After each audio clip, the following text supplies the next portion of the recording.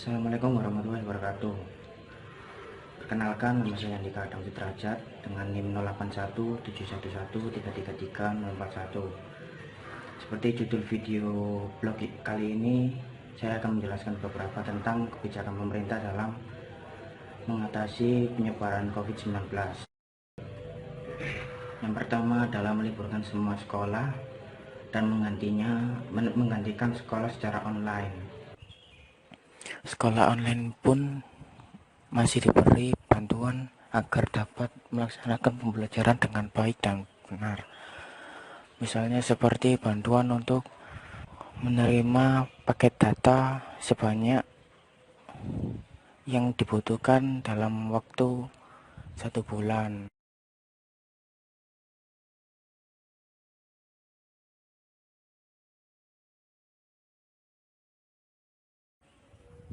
Yang kedua adalah himbauan untuk memakai masker.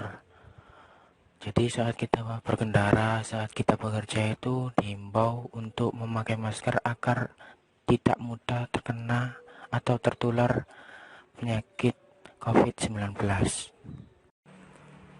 Yang ketiga adalah himbauan untuk rajin mencuci tangan, karena tangan kita sering gunakan untuk memegang benda-benda yang tidak kita ketahui apakah itu sudah terinfeksi dengan COVID-19 atau tidak.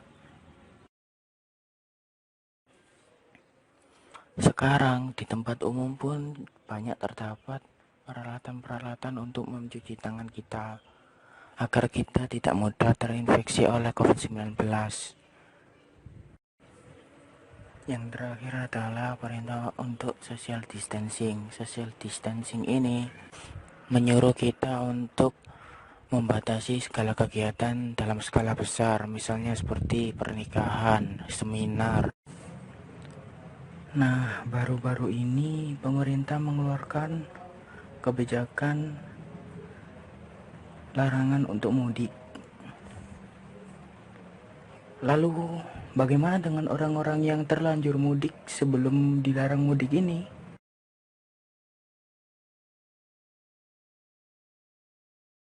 Ya, tentu ada 7% ya menurut survei yang memang sudah terlanjur mudik ya. Nah, sebetulnya kita bicara problem solving aja. Problem solvingnya bagi yang sudah terlanjur mudik, maka pemerintah daerah tentu harus proaktif. Ya, proaktif untuk berbicara kepada RT RW tempat, kelurahan untuk menyiapkan tempat isolasi. Mudah-mudahan ini tidak terlambat ya. Katakanlah sudah terlanjur mudik atau katakanlah lolos kedepannya lolos dari screening, dari pemeriksaan, katakanlah ya apa boleh buat. Nah jika itu terjadi lolos ya harus disiapkan isolasi. Menurut kalian nih, bisa nggak sih pemerintah pusat itu mengatur seluruh penanganan yang ada di Indonesia ini? Sudah pasti kita tahu itu tidak akan bisa. Jadi selain pemerintah pusat itu kita juga membutuhkan pemerintah daerah.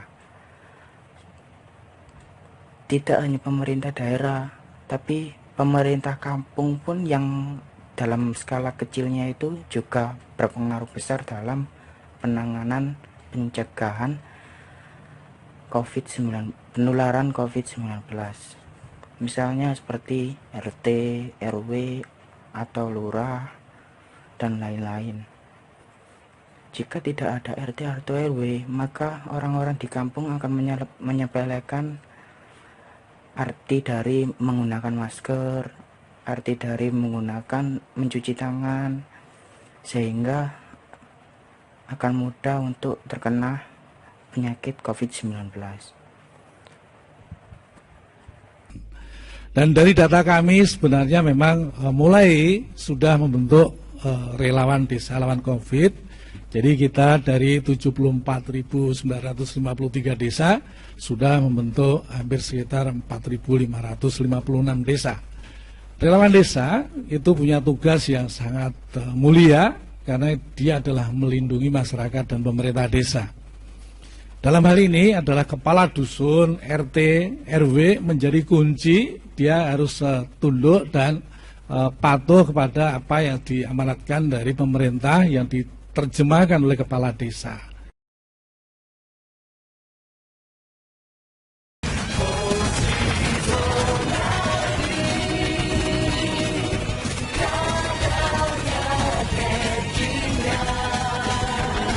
Sure.